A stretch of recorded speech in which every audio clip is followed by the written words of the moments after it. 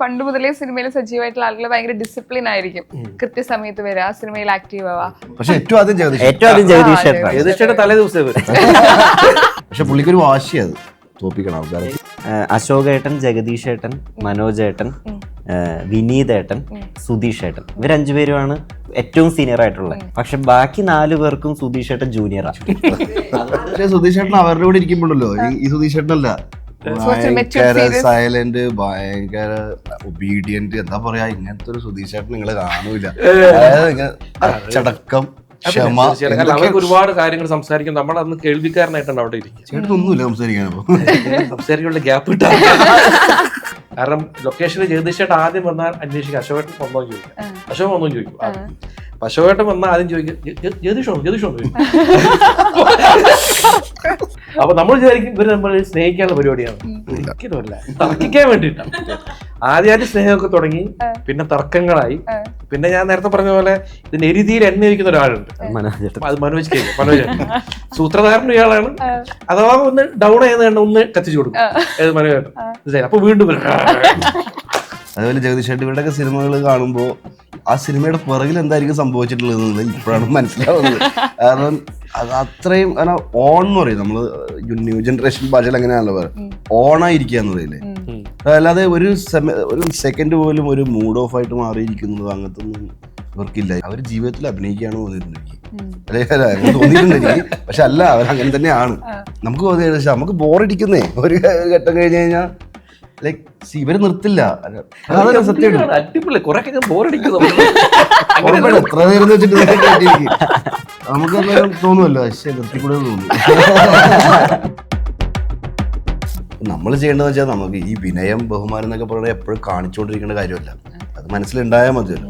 പറയുന്ന കേട്ടൊന്നും വലിയ വിനയാണ്, ഇയാൾ പറയുന്നവരൊന്നുമില്ല, കാണിക്കാറില്ലെന്ന് ഉള്ളിലുണ്ട്. എന്നെ എപ്പോഴും പൊതുവെ സിനിമയിൽ അഭിനയിക്കാൻ വിളിക്കുമ്പോൾ ഒരു പുതിയ നായകനാണെങ്കിൽ കൂട്ടുകാരനായിട്ട് വിളിക്കും. പലപ്പോഴും പല അനുഭവങ്ങൾ എനിക്ക് കോളേജിൽ പഠിക്കുന്ന നായകന്റെ കൂട്ടുകാരൻ.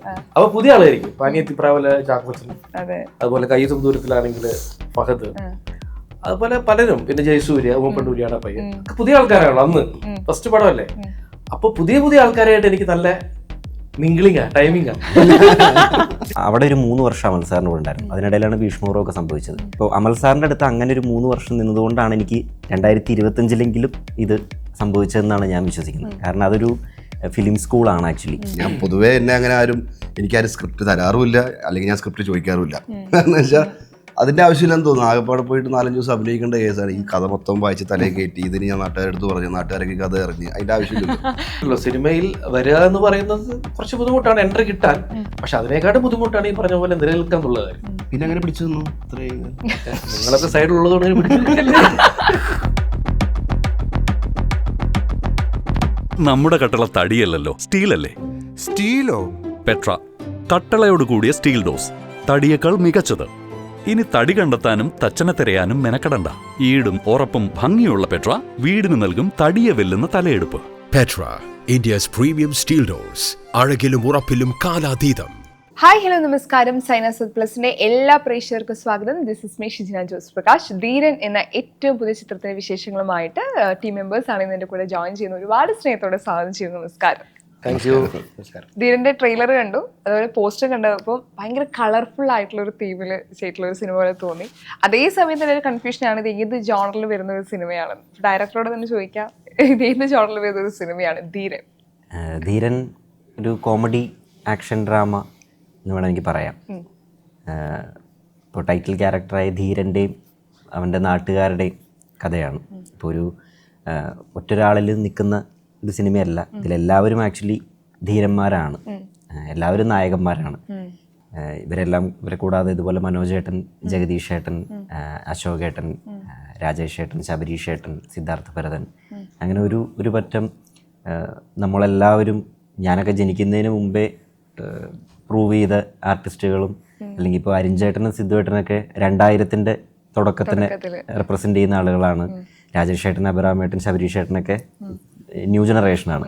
അപ്പോൾ അങ്ങനെ എല്ലാ പ്രേക്ഷകർക്കും ഇഷ്ടപ്പെടുന്ന ഒരു പറ്റം താരങ്ങളാണ് ധീരൻ്റെ ഏറ്റവും വലിയ ഒരു എക്സൈറ്റ്മെൻ്റ് ആയിട്ട് ഞാൻ പേഴ്സണലി കാണുന്നത്. നമുക്ക് ഈ സ്ക്രീനിൽ കാണുമ്പോൾ ഭയങ്കര സന്തോഷം തോന്നുന്ന മുഖമാണ്. ആൻഡ് ഈ പറഞ്ഞ പോലെ തന്നെ ആ അതും അന്നും ഇന്നും ഒരുപോലെ അത് തന്നെ ഇടയ്ക്കിടയ്ക്ക് ഇരിക്കുന്നു. പറഞ്ഞു ഇടയ്ക്കിടയ്ക്ക് പറയാം. അരുൺ ചേട്ടന്റെ ക്യാരക്ടർ എന്താ ഈ സിനിമയില്? എൻ്റെ ക്യാരക്ടർ വിനീതേട്ടൻ ഇതിൽ വളരെ വലിയൊരു വിനീതേട്ടൻ്റെ ഒരു കൈക്കാരൻ എന്ന് പറയാവുന്ന ഒരാളാണ്. അത്രേ പറയാൻ അനുവാദമുള്ളൂ നമുക്ക്. ഹഞ്ച്മാൻ ഒരു കാര്യം ഇവിടെ പറയാം, മഴവിൽക്കാവടിയിലെ പറവൂർ പരതഞ്ചേട്ടൻ്റെ ക്യാരക്ടർ അത് റെഫറൻസ്. അതാണ് റെഫറൻസ്. റെഫറൻസ് അതായിരുന്നു. Okay. ഭയങ്കര രസമുള്ള ഇത് വെറുതെ ഒരു ഇന്റർവ്യൂ സേക്കിന് വേണ്ടി പറയുന്നതല്ല. ഭയങ്കര രസമുള്ള ഒരു ലൊക്കേഷനും ഭയങ്കര രസമുള്ള അനുഭവമായിരുന്നു സിനിമ. Okay. സുധീഷേട്ടന് എന്ത് ക്യാരക്ടർ ഉണ്ടായിരുന്നു? അല്ല, എൻ്റെ കഥാപാത്രത്തിന്റെ പേര് ജോപ്പൻ എന്നാണ്. ജോപ്പൻ. ജോപ്പൻ എന്ന് പറയുന്നത് അശോകേട്ടൻ്റെ ബ്രദർ, അശോകേട്ടൻ്റെ അനിയനായിട്ടാണ് അഭിനയിക്കുന്നത്. പിന്നെ നമ്മുടെ രാജേഷിന്റെ ധീരന്റെ കൊച്ചച്ഛൻ, Okay. അങ്ങനെയും പറയും. ബാക്കി ഡീറ്റെയിൽസ് ഈ പറഞ്ഞ പോലെ പുറത്ത് വിടാൻ എനിക്ക് പറ്റില്ല. ഡോക്ടർ ആണെന്ന് തോന്നുന്നു. ഡോക്ടറല്ല, ഡോക്ടറാണ്. ചില സമയത്ത് ഡോക്ടറും ആവും. അതെ, മൾട്ടി ടാലന്റഡ് ആണ്. അത് നമ്മുടെ വീടിന് പ്രത്യേക തരം വീടാണ്. അതിലുള്ള സാധനങ്ങളൊക്കെ ഒരു പ്രത്യേകത ഉണ്ട്. എന്റെ വീട്ടിലുള്ള സാധനങ്ങളൊക്കെ സാധാരണ വീടുകളിലൊന്നും കാണാൻ പറ്റാത്ത ഒരു തരം, എന്താ പറയാ, മ്യൂസിയം പോലെ. മ്യൂസിയം എന്ന് പറയാം, വേറെ രീതിയിൽ പറയുകയാണെങ്കിൽ. മ്യൂസിയത്തിലുള്ളതൊക്കെ ചിലപ്പോൾ അവിടെ ഉണ്ടാവും, പറയാൻ പറ്റില്ല. അപ്പൊ അങ്ങനെ ഒരു പ്രത്യേക തരം കഥാപാത്രമാണത്. അരുൺ ചേട്ടാ, ഇപ്പൊ നമ്മുടെ ആസാദിന്റെ പ്രൊമോഷനിൽ കണ്ടു, ഇപ്പൊ തുടർച്ചയായി അടുത്ത സിനിമ റിലീസ് വരികയാണ്. അപ്പൊ ഈ സിനിമയിൽ എന്താണ് ക്യാരക്ടർ? ഇതില് ക്യാരക്ടറിന്റെ പേര് ഡിക്സൺ എന്നാണ്. ഈ മാന്യത നോക്കണം കേട്ടോ, കഥാപാത്രം ഷർട്ടൊക്കെ ഇട്ട് വളരെ ഇത്രയും സുന്ദരനായിട്ട് മാന്യമായിട്ട് വന്നിരിക്കുക. ഇതിന്റെ നേരെ ഓപ്പോസിറ്റ് ആണ് ആളല്ലേ കഥാപാത്രം. അല്ല, സുന്ദരൻ തന്നെയാണ് ശരിക്കും ആളും. അങ്ങനെയല്ല, എന്താ അതിൽ വേറൊരു അറ്റയറാണ്. അതെ, മാന്യത കുറവൊന്നും ഞാൻ ഇങ്ങനെ ഒരു വേഷത്തിൽ ഞാൻ കണ്ടിട്ടില്ല. സാധാരണ ട്രൗസറും ബിരിയാണി കിട്ടാൻ കാണാറ് പൊതുവെ. അതെ, അത് നമ്മൾ അങ്ങനത്തെ സ്ഥലങ്ങളിൽ കാണുന്നതുകൊണ്ടാണ്.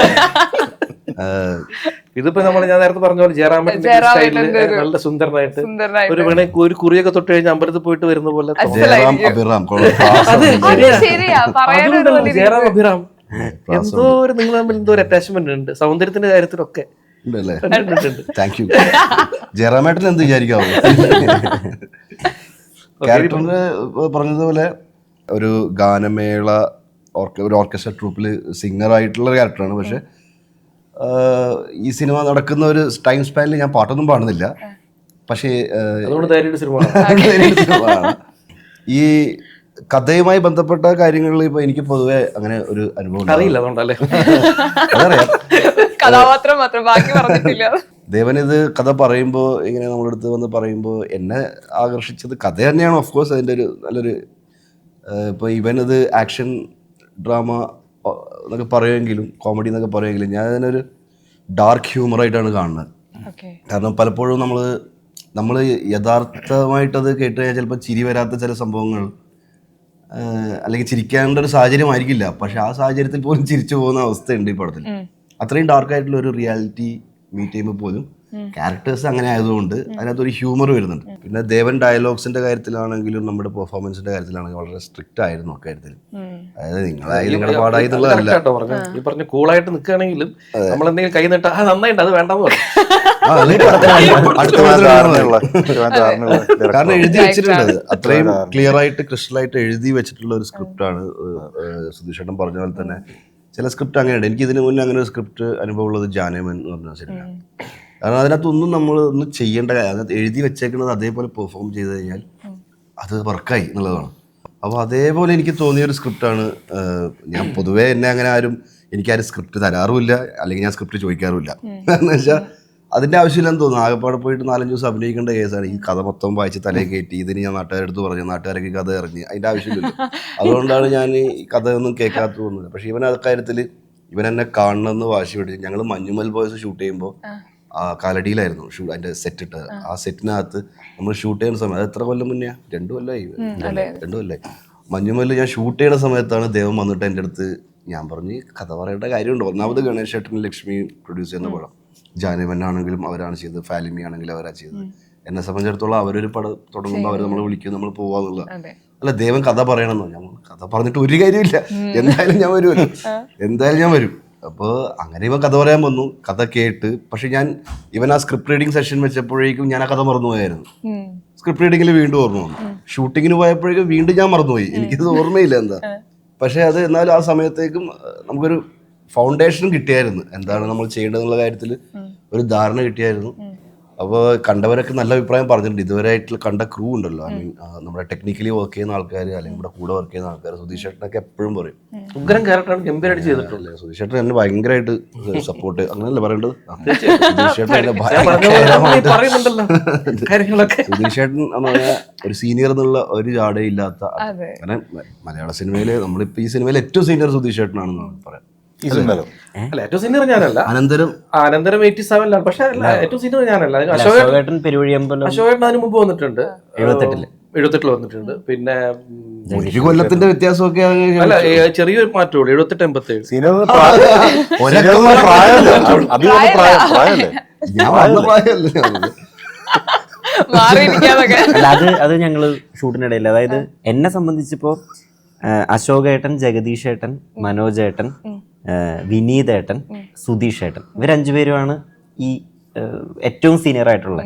പക്ഷെ ബാക്കി 4 പേർക്കും സുധീഷ് ഏട്ടൻ ജൂനിയറാണ്. അതുകൊണ്ട് സുധീഷ് ഏട്ടന്റെ കമ്പനി അഭിറാമേട്ടൻ, ശബരീഷ് ഏട്ടൻ, രാജേഷ് ഏട്ടൻ, ഈ ഇന്റർവ്യൂ സെക്ഷനിലേക്ക് മനസ്സിലാവും ഇവര് കാരണം സുധീഷ് ഏട്ടൻ അവര് മറ്റേ ഇടയ്ക്ക് ഉണ്ടാവാറുള്ളൂ. കാരണം അരുൺ കൂടുതൽ വിനീതിന്റെ കൂടെയാണ് കൂടുതൽ കോമ്പിനേഷൻ ഉള്ളത്. എന്നാലും ഞങ്ങളുടെ അടുത്ത് വരും, അരുൺ ഉണ്ടാവാറുണ്ട്. പക്ഷെ ഈ സിനിമയിലെ കാസ്റ്റിംഗ് കാണുമ്പോൾ ഒത്തിരി പേരുണ്ട് ഈ സിനിമയിൽ. അതും ഈ പറഞ്ഞ പോലെ എക്സ്പീരിയൻസ് ആയിട്ടുള്ള ആളുകളുണ്ട്, അല്ലെങ്കിൽ ഇപ്പത്തെ ട്രെൻഡിങ് ആയിട്ട് നിൽക്കുന്ന ആളുകളുണ്ട്. അപ്പം ഈ 2 പേരുടെ കൂടെയും ഫ്ലെക്സിബിൾ ആയിട്ട് എനിക്ക് സംസാരിക്കാൻ, ഇടപെടാൻ പറ്റാന്ന് പറയുന്നത് ഈ രണ്ടല്ല, ഇനി ഏത് വിഭാഗം ആൾക്കാർ വന്നു കഴിഞ്ഞാൽ ഞാൻ കൂടുതലായിട്ടും ഈ പറഞ്ഞ പോലെ എന്നെ എപ്പോഴും പൊതുവെ സിനിമയിൽ അഭിനയിക്കാൻ വിളിക്കുമ്പോൾ ഒരു പുതിയ നായകനാണെങ്കിൽ കൂട്ടുകാരനായിട്ട് വിളിക്കും പലപ്പോഴും. പല അനുഭവങ്ങൾ എനിക്ക് കോളേജിൽ പഠിക്കുന്ന നായകന്റെ കൂട്ടുകാരൻ. അപ്പൊ പുതിയ ആളായിരിക്കും. പാനിയത്തിപ്രാവല് ചാക്കോച്ചൻ, അതുപോലെ കയ്യും ദൂരത്തിലാണെങ്കിൽ ഫഹദ്, അതുപോലെ പലരും, പിന്നെ ജയസൂര്യ, ഉമ്മപ്പണ്ടൂരിയാണ് പയ്യൻ, പുതിയ ആൾക്കാരാണല്ലോ അന്ന് ഫസ്റ്റ് പടമല്ലേ. അപ്പൊ പുതിയ ആൾക്കാരായിട്ട് എനിക്ക് നല്ല മിംഗ്ലിംഗാ, ടൈമിംഗാ. അതേപോലെ തന്നെ പുതിയ ഉദ്ദേശിക്കുന്ന ഇപ്പൊ നിലവിലുള്ള ഇപ്പൊ ഇവരൊക്കെ ന്യൂ ആൾക്കാരാണല്ലോ. അഭിരാമും പിന്നെ അരുണ് കാലങ്ങളായിട്ടോ. ഞാനും 10 കൊല്ലായി. 10 കൊല്ലാണെങ്കിലും പുതിയ യൂത്തിൽപ്പെട്ട 10 നമ്മൾ കണക്കിലെടുക്കൂല. നമ്മളൊരു 2 കൊല്ലം 3 കൊല്ലം അത്രേ ഉദ്ദേശിക്കുന്നുള്ളൂ. 10 കൊല്ലം മുന്നേ അഭിനയിച്ചിട്ടുണ്ടാവും, അത് വേറെ കാര്യം. ഏത് വേണം 10 കൊല്ലം മുമ്പ്? 10 കൊല്ലം മുന്നെയാണ് ചന്ദ്രേട്ടൻ്റെ എവിടെയാ ഫസ്റ്റ് പടം. അതിൽ അഭിനയിച്ചിട്ടുണ്ടല്ലേ? അസോസിയേറ്റ് ആയിരുന്നു അല്ല, അസോസിയേറ്റ് അല്ലേ? പക്ഷെ അരുൺ ചേട്ടൻ ഇപ്പോഴും നമ്മുടെ ഫേവറേറ്റ്. മുത്തേ നിന്നെ കണ്ടിട്ട് ആ സോങ് ഇപ്പോഴും ഞങ്ങളുടെ ഫേവറേറ്റാ. കാരണം ഇപ്പോഴും ഞങ്ങൾക്ക് ആ ടീനേജ് പ്രായത്തിലുള്ള ഒരാളെന്ന രീതിയിൽ ഇപ്പോഴും ഞങ്ങളുടെ ഫേവറേറ്റ്. അത്രയും നല്ല എത്ര പ്രായം ഉണ്ടെങ്കിലും ആ ചെറിയ ഫീൽ ചെയ്യും. ഞാൻ എറണാകുളത്ത് വന്നിട്ട് ആദ്യം പരിചയപ്പെടുന്ന അല്ലെങ്കിൽ സുഹൃത്താവുന്ന സെലിബ്രിറ്റി അരുൺ ചേട്ടൻ. എറണാകുളത്ത് വന്നതിന് ശേഷം സുഹൃത്ത്, അതായത് അതെല്ലാവരെയും അതുകൊണ്ട് ആ സമയത്ത്. പക്ഷെ എന്നാലും നമ്മളാണ് ആദ്യം. ഇതിന്റെ ഒരു പ്രത്യേകത ദേവന്റെ ഒരു പരിപാടി ഉണ്ട്. കാരണം ഈ ഒരു കാസ്റ്റിംഗ് തന്നെയാണ് ഇതിന്റെ പ്രത്യേകത എനിക്ക് തോന്നുന്നത്. ആ ഒരു ഐഡിയ കാസ്റ്റിംഗ് സിനിമയിലെ ഏറ്റവും എക്സൈറ്റിംഗ് എലമെന്റ് അതാണ്. ഒരു സംവിധായകൻ അയാളുടെ ആദ്യത്തെ സിനിമ ചെയ്യുമ്പോൾ കൃത്യമായ ധാരണ അയാൾക്ക്. ഇത്രയും കഥാപാത്രങ്ങളുണ്ട്, വളരെ ഡിഫൈൻഡ് ആണ്. ഇപ്പൊ നേരത്തെ അബി പറഞ്ഞു, കൃത്യമായ ധാരണയുണ്ട്. ഇപ്പൊ നമ്മളൊരു സാധനം ചെയ്താൽ ചേട്ടാ കൊള്ളാം, അത് അടുത്ത പടത്തിൽ മതി എന്ന് പറയാനുള്ള, അല്ല അത് തമാശയായിട്ട് പറയുന്നല്ല, അത് കൃത്യമായിട്ട് അയാളുടെ കഥാപാത്രങ്ങൾ എവിടെ വരെ പോകണം, എവിടെ നിൽക്കണം എന്ന് കൃത്യമായ ധാരണ ഉണ്ടാവുക എന്ന് പറയുന്നത്. പിന്നെ ആദ്യം ഒരു വലിയൊരു സൂപ്പർ ഹിറ്റ് എഴുതിയ ആളാണ്. അപ്പം സ്വാഭാവികമായിട്ടും ഭയങ്കര റെസ്പോൺസിബിലിറ്റി ഉണ്ട് ഒരു ആദ്യ പടം സംവിധാനം ചെയ്യുമ്പോൾ. പക്ഷെ അതിന്റെ നേരെ ഡിഫറെന്റ് ആയിട്ടുള്ള ഫിലിമാണ്. അതെ, ആ പടമായിട്ട് യാതൊരു ബന്ധമില്ലാത്ത വേറൊരു ജോണറുള്ള ഒരു പടമാണ്. പിന്നെ മാത്രല്ല ഇത് ഒരു ഒറിജിനൽ ഇതുമായിട്ട് ചെറിയൊരു ഇതില്ല. അതായത് 2003 എന്റെ നാട്ടിൽ നടന്നൊരു ചെറിയൊരു ഇൻസിഡന്റ്, അതായിരുന്നു ഇതിന്റെ ഒരു ഫസ്റ്റ് തോട്ട്. പക്ഷെ റിയൽ സ്റ്റോറി ഒന്നുമല്ല. പിന്നീട് അതിൽ നമ്മൾ ഫിക്ഷൻ ആഡ് ചെയ്ത് അങ്ങനെയാണ്. പക്ഷെ ആ ഒരു സംഭവം അതാണ് ധീരന്റെ ആധാരം. ഇതിൽ കോഴി ഒരു പ്രധാന കഥാപാത്രമാണ് പോസ്റ്ററില്. അതെ, അത് ഒരു ഭയങ്കര കഥാപാത്രമൊന്നും അല്ല, പക്ഷെ അങ്ങനെ ഒരു സെക്കൻഡ് ഹാഫിലൊക്കെ ഒരു എലമെന്റ് ആണ്. എന്താ പറഞ്ഞു അങ്ങനെ അല്ലേ? അല്ല തെറ്റിപ്പോയതാണ് ഉദ്ദേശിച്ചത്. അതെ അതെ.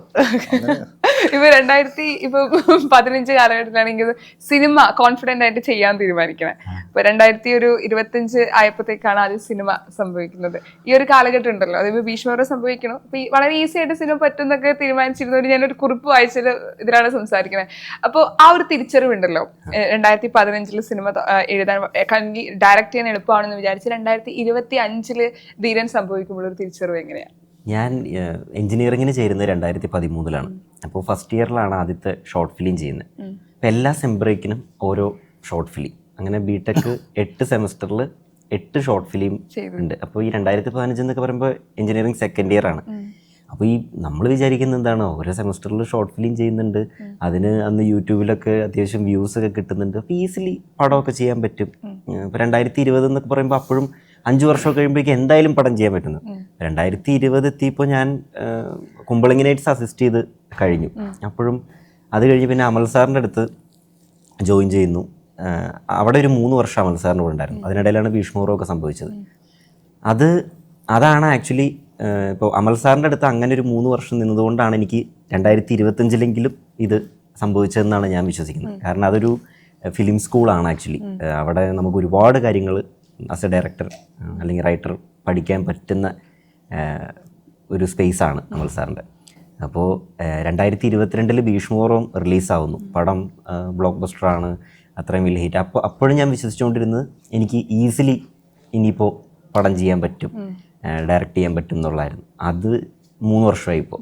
അപ്പോൾ അത് അങ്ങനെയുള്ള തെറ്റിദ്ധാരണകളൊക്കെ മാറി. ഭീഷ്മോറും കഴിഞ്ഞപ്പോൾ ഉണ്ടായൊരു ഗുണമെന്ന് വെച്ച് കഴിഞ്ഞാൽ നമുക്ക് ഏതൊരു ആർട്ടിസ്റ്റിൻ്റെ അടുത്തും ഒരു കഥയുമായിട്ട് ചെല്ലാൻ പറ്റും. അതായത് എനിക്കൊരു കഥ പറയാനുണ്ടെന്ന് പറഞ്ഞാൽ അവർ എക്സൈറ്റഡ് ആയിട്ട് കേൾക്കുമായിരുന്നു. പക്ഷേ അതുകൊണ്ട് അതല്ലല്ലോ, ഒരു സംവിധാനത്തിലേക്ക് എത്താൻ ഒരുപാട് മറ്റ് കടമ്പകളുണ്ടെന്നുള്ള തിരിച്ചറിവൊക്കെ കഴിഞ്ഞ് ഇനിയിപ്പോൾ ഒരു മാസമില്ല അങ്ങനെ ധീരൻ സംഭവിക്കാൻ പോകുന്നു തിയേറ്ററിൽ. ഇതേ തിരിച്ചറിവ് നിങ്ങൾക്ക് ഉണ്ടാവുമല്ലോ ഒരു ആക്ടർ എന്ന നിലയിൽ. വളരെ ഈസി ആയിട്ട് നമുക്ക് സിനിമയിൽ എത്തിപ്പെടാൻ പറ്റും, സിനിമകൾ നമ്മളെ തേടി എത്തും, അല്ലെങ്കിൽ നമുക്ക് നന്നായിട്ട് തന്നെ പെർഫോം ചെയ്യാൻ പറ്റും. ആ തിരിച്ചറിവ് നിങ്ങളെ എങ്ങനെയത് ബാധിച്ചിട്ടുണ്ടാവുക ഇത്രയൊരു വർഷത്തെ ജേർണിയിൽ ഒരു ആക്ടർ എന്ന നിലയിൽ? ഈസി ആണോ, എളുപ്പമാണോ? അല്ല, നമുക്ക് പലരും പറയുന്നത് കേട്ടിട്ടുണ്ടല്ലോ, സിനിമയിൽ വരിക എന്ന് പറയുന്നത് കുറച്ച് ബുദ്ധിമുട്ടാണ്, എൻട്രി കിട്ടാൻ. പക്ഷെ അതിനേക്കാളും ബുദ്ധിമുട്ടാണ് ഈ പറഞ്ഞ പോലെ നിലനിൽക്കുക എന്നുള്ള കാര്യം. അതൊരു സത്യമായ കാര്യമാണ്. അത് നമ്മളീ പറഞ്ഞ പോലെ നല്ല നല്ല ക്യാരക്ടർ നമുക്ക് ലഭിക്കണം, അത് നന്നായിട്ട് ചെയ്യാൻ സാധിക്കണം, പടം ഓടണം, ഇങ്ങനെയൊക്കെ കാര്യങ്ങളുണ്ട് ഇതിൽ. അപ്പോൾ ഇതെല്ലാം കൂടെ ഒത്തു വന്നാൽ ആ നിലനിൽപ്പ് അങ്ങനെ നിന്ന് പോവുകയുള്ളൂ. തീർച്ചയായിട്ടും എല്ലാത്തിനും അതിൻ്റെ ബുദ്ധിമുട്ടുണ്ട്, എല്ലാ ജോലികൾക്കും. അഭിനയം അതേപോലെ തന്നെ. പിന്നെ അങ്ങനെ പിടിച്ചു തന്നു ഇത്രയും നിങ്ങളൊക്കെ സൈഡിലുള്ളതുകൊണ്ട് അങ്ങനെ പിടിച്ചു ഒരു പിടുത്തം തരാൻ ആൾക്കാരുണ്ടല്ലോ. സുധീഷ് സജീവമായിട്ട് എല്ലാ വർഷവും ഒരു സിനിമ വീതെങ്കിലും സിനിമകളിൽ ആക്റ്റീവായിട്ടുണ്ടാവുമല്ലോ.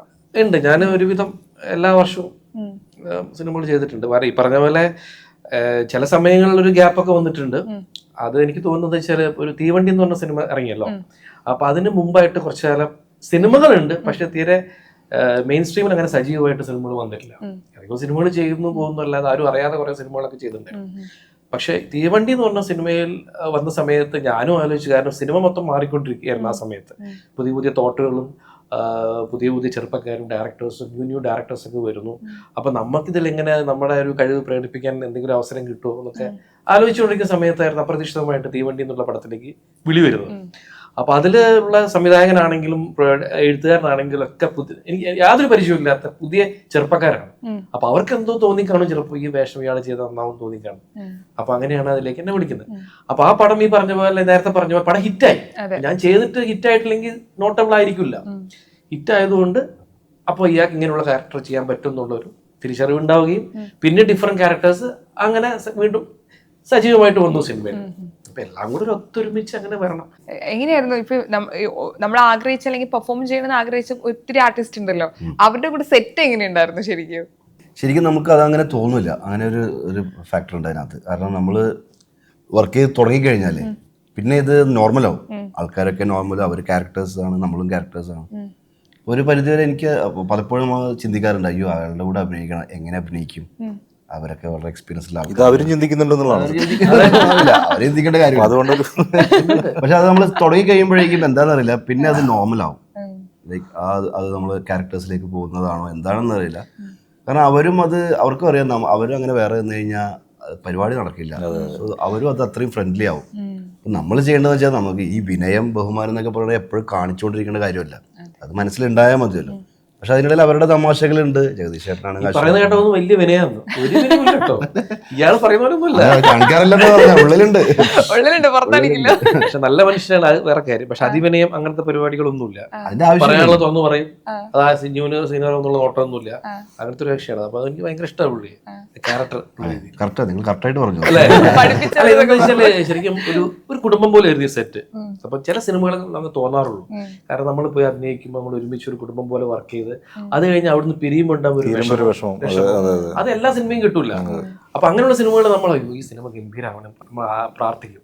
അങ്ങനെ ചില സിനിമകൾ ഉദാഹരണത്തിന് പറയുകയാണെങ്കിൽ എന്റെ അനുഭവത്തിലേക്ക് അനിയത്തിപ്രാവ് അതുപോലത്തെ ഒരു ഫീൽ ആയിരുന്നു.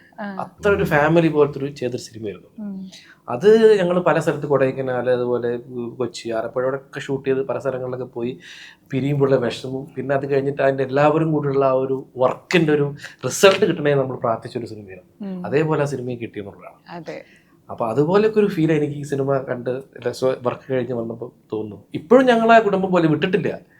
അതുകൊണ്ട് അങ്ങോട്ടും ഇങ്ങോട്ടും പരസ്പരം എന്തും എന്താ പറയാ തർക്കങ്ങളും ഒക്കെ ഉണ്ടാവുന്നതുകൊണ്ടാ. ഇപ്പൊ ഡയറക്ടർ വളരെ കാമായിട്ട് സംസാരിക്കും. എപ്പോഴും ഷൂട്ടിംഗ് സെറ്റിൽ ചിലപ്പോൾ നമുക്ക് പെട്ടെന്ന് ദേഷ്യമൊക്കെ വരും. എപ്പോഴും ദേഷ്യപ്പെടുന്നുണ്ട്. ഇപ്പൊ എപ്പോഴും കാമായിട്ട് ദേഷ്യപ്പെടാന്ന് പറയാൻ വേറെ രീതിയിൽ ചില പരിപാടിയൊക്കെ ഉണ്ട്. ദേഷ്യപ്പെടലല്ല മോനെ, അത് ചെയ്യണ്ട കേട്ടോ, അങ്ങനെ ആ പരിപാടി ഒന്നും വേണ്ട, അതൊക്കെ പറഞ്ഞിട്ടില്ല. വാണിംഗ് സ്നേഹത്തോടുകൂടി. അത് ദേഷ്യപ്പെടലിനെക്കാട്ടും ഭീകര. അതായത് സുധീഷ് ചേട്ടന്റെ തോളിൽ കൈവച്ചിട്ടേ എന്നോട് നിർത്തിക്കോട്ടെ, കൃത്യസമയത്തൊക്കെ വരണം കേട്ടോ. എന്റെ തോളിലാ കൈ, കാരണം ഞാനാണ് വരേണ്ടതെന്നുള്ള രീതി. ചൂണ്ടിനെ വേറെ അടുത്ത് പറയും ലൊക്കേഷനിൽ രാവിലെ കൃത്യസമയത്തൊക്കെ വരണം കേട്ടോ, കൃത്യത പാലിക്കണം. ഓക്കെ, പൊതുവെ പറയാം, നമ്മൾ പണ്ട് മുതലേ സിനിമയിൽ സജീവമായിട്ടുള്ള ആളുകൾ ഭയങ്കര ഡിസിപ്ലിൻ ആയിരിക്കും. കൃത്യസമയത്ത് വരിക, സിനിമയിൽ ആക്റ്റീവ് ആവുക, അങ്ങനെ തന്നെ ഫോളോ ചെയ്യുന്ന ആളുകൾ തന്നെയാണ്. ഞങ്ങൾക്ക് എന്താ നിങ്ങൾ ഇത്ര നേരത്തെ വന്നതെന്ന് ചോദിപ്പിക്കുന്നവരാണ്. തലേ ദിവസം അവിടെ തന്നെയാണോ സംശയം തോന്നുന്നു. കാരണം രാവിലെ വരുമ്പോഴേക്കും അവിടെ ഉണ്ടാവും. ഇന്നലെ ഇവിടെ തന്നെ ആയിരുന്നു തോന്നുന്നു. പക്ഷെ പുള്ളിക്കൊരു വാശിയത് നേരത്തെ എത്തണം. ജഗദീഷ് ചേട്ടൻ പടത്തില് ക്യാരക്ടർ വൈസ് തന്നെ ഇവരുടെയൊക്കെ ഒരു ക്യാപ്റ്റനാണ്, നേതാവാണ്.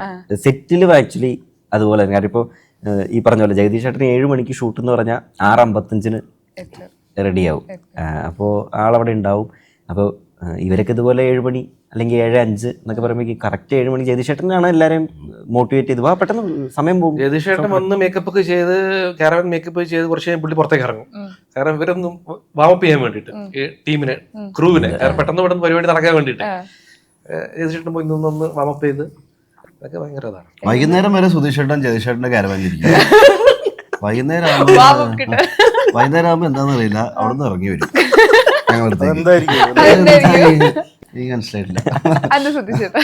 നമ്മളെല്ലാം ഞാൻ പറഞ്ഞില്ല, എല്ലാവരും എല്ലാ സ്ഥലത്തും എത്തണ്ടേ, തൃപ്തിപ്പെടുത്തണ്ടേ നമ്മളെ. അഭിരാം വിളിക്കുമ്പോ അങ്ങോട്ട് പോകും. ഞാൻ വിളിച്ചിട്ടോ.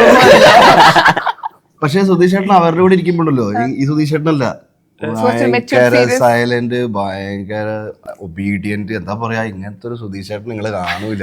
അതായത് അച്ചടക്കം, ക്ഷമ, അവർക്ക് ഒരുപാട് കാര്യങ്ങൾ സംസാരിക്കും. നമ്മളന്ന് കേൾവിക്കാരനായിട്ടാണ് അവിടെ ഇരിക്കുക. ചേട്ടനൊന്നുമില്ല സംസാരിക്കാനപ്പോ, സംസാരിക്കാനുള്ള ഗ്യാപ്പ് ഇട്ടാ മനസ്സുണ്ട് ഞങ്ങൾ. അപ്പൊ നമ്മുടെ കൂടെ പിന്നെ ഒരുപാട് പഴയ എന്താ പറയാ സിനിമകളെ കുറിച്ചൊക്കെ എനിക്കറിയാം. പിന്നെ പാട്ടുകൾ ഇവർ രണ്ടുപേരും പാടുമല്ലോ ഗംഭീരമായിട്ട്. അപ്പൊ കുറെ പാട്ടുകളെ കുറിച്ച് മനോജ് ചേട്ടനും പാടും. അപ്പൊ ഇവര് 3 പേരും പാട്ടുകളെ കുറിച്ചും സംഗീത സംവിധായകരെ കുറിച്ചും ഗാനരചയിതാക്കളെ കുറിച്ചൊക്കെ ഒരുപാട് കാര്യം സംസാരിക്കുക. അവരുടെ പേഴ്സണൽ കാര്യങ്ങളും മറ്റും അതൊക്കെ നമുക്ക് പുതിയ അനുഭവങ്ങളാണ്. ഇത്രയും ദിവസങ്ങൾ ഒരുമിച്ച് ഞാൻ ഇവരെ കൂടി ഇരുന്നിട്ടില്ല.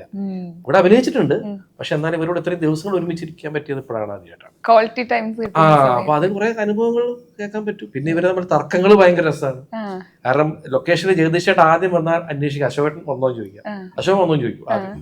അശോകേട്ടൻ വന്നാൽ ആദ്യം ചോദിക്കുക, ജഗദീഷ് വന്നു. അപ്പൊ നമ്മൾ വിചാരിക്കും ഇവര് നമ്മൾ സ്നേഹിക്കാനുള്ള പരിപാടിയാണ്. ഒരിക്കലുമല്ല, സ്നേഹിക്കാൻ വേണ്ടിട്ട്. ആദ്യം സ്നേഹമൊക്കെ തുടങ്ങി, പിന്നെ തർക്കങ്ങളായി, പിന്നെ ഞാൻ നേരത്തെ പറഞ്ഞ പോലെ ഇതിന്റെ എരിതിയിൽ എണ്ണ ഒഴിക്കുന്ന ഒരാളുണ്ട്, അത് മനോജ് കേക്ക്. മനോജ് സൂത്രധാരൻ ഇയാളാണ്. അഥവാ ഒന്ന് ഡൗൺ ആയെന്ന് കണ്ട ഒന്ന് കത്തിച്ചു കൊടുക്കും മനോജ്. അപ്പൊ വീണ്ടും അപ്പോ സെറ്റ് എങ്ങനെയായിരിക്കും ഇമാജിൻ ചെയ്യാം. അതെ അതെ. അപ്പൊ നമ്മള് ആ സമയത്തൊക്കെ നമ്മൾ ഇത് ആസ്വദിക്കുകയാണ് കാര്യം, മനസ്സിലായില്ലേ? അപ്പൊ ആ കഥകളൊക്കെ ഞാൻ വൈകുന്നേരം വന്നിട്ട് ഇവരുടെ തട്ടിവിടും. നമ്മൾ നോക്കുമ്പോ നമ്മള് മുന്നേ കണ്ടിട്ടുള്ള സിനിമകളൊക്കെ ഇവരെല്ലാരും അഭിനയിച്ചേ. ഇപ്പൊ വാർദ്ധക്യപുരാണ് എനിക്ക് ഓർമ്മയുള്ള സിനിമ, മനോജ് ചേട്ടനും സുധീഷ് ചേട്ടനും ഉള്ള ഒരുമിച്ചുള്ള. അതേപോലെ ജഗദീഷ് ചേട്ടൻ ഇവരുടെയൊക്കെ സിനിമകൾ കാണുമ്പോ ആ സിനിമയുടെ പിറകിൽ എന്തായിരിക്കും സംഭവിച്ചിട്ടുള്ളത് എന്നുള്ളത് ഇപ്പോഴാണ് മനസ്സിലാവുന്നത്. കാരണം അത് അത്രയും ഓൺ എന്ന് പറയും, നമ്മള് ന്യൂ ജനറേഷൻ ഭാഷയിൽ അങ്ങനെയാണല്ലോ പറയുക, ഓണായിരിക്കുക എന്ന് പറയില്ലേ. അല്ലാതെ ഒരു സെക്കൻഡ് പോലും ഒരു മൂഡ് ഓഫ് ആയിട്ട് മാറിയിരിക്കുന്നത് അങ്ങനത്തെ ഒന്നും ഇവർക്കില്ല. അവർ മൂഡ് ഓഫ് ആണെങ്കിലും അവരത് വേറെ രീതിയിൽ അവർ ജീവിതത്തിൽ അഭിനയിക്കുകയാണ് തോന്നിയിട്ടുണ്ട് എനിക്ക്. അല്ലെ അങ്ങനെ തോന്നിയിട്ടുണ്ട് എനിക്ക്, പക്ഷെ അല്ല, അവരങ്ങനെ തന്നെയാണ്. അത്രയും ഇതാണ് ഇവര്. നമുക്ക് തോന്നിയത് പക്ഷെ നമുക്ക് ബോറടിക്കുന്നേ ഒരു ഘട്ടം കഴിഞ്ഞ് കഴിഞ്ഞാൽ ലൈക്ക് ഇവര് നിർത്തില്ല. അതൊരു സത്യം. അടിപൊളി കുറെ ബോറടിക്കുന്നു എത്ര നേരം വെച്ചിട്ട് നമുക്ക് തോന്നുമല്ലോ, പക്ഷെ നിർത്തിക്കൂടെ തോന്നുന്നു. അല്ല, അവരുള്ളപ്പോഴും ഞാൻ പറഞ്ഞിട്ടുണ്ട്. പക്ഷെ എന്നാൽ ഇൻഫോർമേഷൻസ് നമ്മൾ ഭയങ്കര ഇൻകോമ്പിറ്റന്റ് ആയിട്ട് ഫീൽ ചെയ്യും. അവരുടെ മെമ്മറി, ഇപ്പൊ ജഗദീഷ് ചേട്ടൻ പ്രത്യേകിച്ച്, സുധീഷ് ചേട്ടന് അത്ര ഇല്ലെങ്കിൽ പോലും അങ്ങനെയുള്ള ക്വാളിറ്റി ഉള്ളവർക്ക് അത് വെറുതെ ഒരു പാട്ട് പാടി കഴിഞ്ഞാൽ ആ പാട്ട് മ്യൂസിക് ഡയറക്ഷൻ ആരാണ്, ലിറിക്സ് ആരാണ്, അതിന്റെ പ്രൊഡ്യൂസർ ആരാണ്, അതിന്റെ പ്രൊഡക്ഷൻ കൺട്രോളർ ആരാണ്, ഡയറക്ടർ ആരാണ്, നടി നടന്മാർ ഉൾപ്പെടെ എൻസൈക്ലോപീഡിയ. അപ്പൊ പിന്നെ നമ്മളവിടുന്ന് മാറിയിരിക്കും. ഇനി അടുത്ത സിനിമയെ കുറിച്ച് വല്ലതും ചോദിച്ചാൽ ഞാൻ പറയാൻ അറിയാൻ പാടില്ലല്ലോ. ഫുൾ നൈറ്റ് ഷൂട്ടൊക്കെ ഉള്ളപ്പോഴും 3 മണി വെളുപ്പിന് 3 മണി 4 മണിക്കൊക്കെ ഇങ്ങനെ എല്ലാരും വട്ടം കൂടി കസേരയൊക്കെ ഇട്ടിരുന്ന് പാട്ട് പാടല്. അത് ഓൾ ലാംഗ്വേജസിലായിട്ട്, മലയാളം മാത്രമല്ല, തമിഴ്, തെലുങ്ക്, ഓൾ ഇന്ത്യ. എങ്ങനെയാണ് മലയാള സിനിമ ഉണ്ടായിരിക്കുന്നത് എന്നുള്ളതാണ് ഞാൻ മനസ്സിലാക്കിയത്. നമ്മളിപ്പോ വന്ന് കയറിയിരിക്കുന്ന ഒരു സ്ഥലമാണ്, പക്ഷെ അതിന്റെ ഒരു ചരിത്രം എന്താണ് ഇതാണെന്നുള്ളത് അത് ജഗദീഷ് ചേട്ടൻ, മനോജേട്ടൻ. പക്ഷെ എല്ലാം പൂർണ്ണമായിട്ട് ശരിയാണെന്ന് പറയാൻ പറ്റുമോ? അതെനിക്ക് പറയാൻ പറ്റില്ല, കാരണം എനിക്കറിയില്ലല്ലോ. അതായിരുന്നു അതിന്റെ. പക്ഷെ എനിക്കൊന്ന് ഇപ്പൊ സംസാരിക്കുമ്പോൾ ആ ഓളും സെറ്റും ആ സിനിമ അതിനെ എല്ലാം എഫക്ട് ചെയ്തിട്ടുണ്ടാവും. കാരണം സിനിമ തിയേറ്ററിൽ എത്തുന്ന നമുക്ക് മനസ്സിലാവും ആ ഒരു ഓളം, ആ നിങ്ങളുടെ ഒരു ടീം വർക്കിന്റെ റിസൾട്ട് തിയേറ്ററിൽ നമുക്ക് കാണാൻ പറ്റുന്ന പ്രതീക്ഷയാണ്. അപ്പൊ എല്ലാവിധ ആശംസകളും നേരാണ്. All the very best. Thank you very much. Petra, India's premium steel doors, അഴകിലും ഉറപ്പിലും കാലാതീതം.